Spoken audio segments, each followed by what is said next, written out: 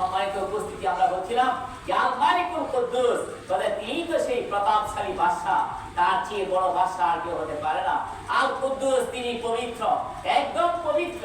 আমাদের যে শরীরটা, এই শরীরে কত নাপাক, কত কিছু আছে, কিন্তু আল্লাহ পাক রব্বুল আলামিন তিনি সর্বদিক দিয়ে তিনি এত পবিত্র যে তার মতো এত পবিত্র আর কেউ হতে পারবে না। তো আসসালাম, তিনি শান্তিদাতা। তবে যত শান্তি আছে, যত শান্তি আমরা পৃথিবীতে মানুষ ভোগ করে, আল্লাহ পাক রব্বুল আলামিন সমস্ত শান্তি তিনি দান করেন, তা থেকেই শান্তি আসে। আল মুমিন, তিনি নিরাপত্তা দানকারী। তিনি যদি আমাদেরকে নিরাপত্তা না দিতেন, আসলে আমরা যদি একটু লক্ষ্য করে দেখি যে আমরা যে চোখ আছে, এই যে চোখ, এই চোখের পাখি উঠানামা করতে পারে, এটার জন্য কোনো সুই দিতে হয় না, এটার সাথে কোনো তারের সংযোগ নেই, কোনো কারেন্টের সংযোগ নেই।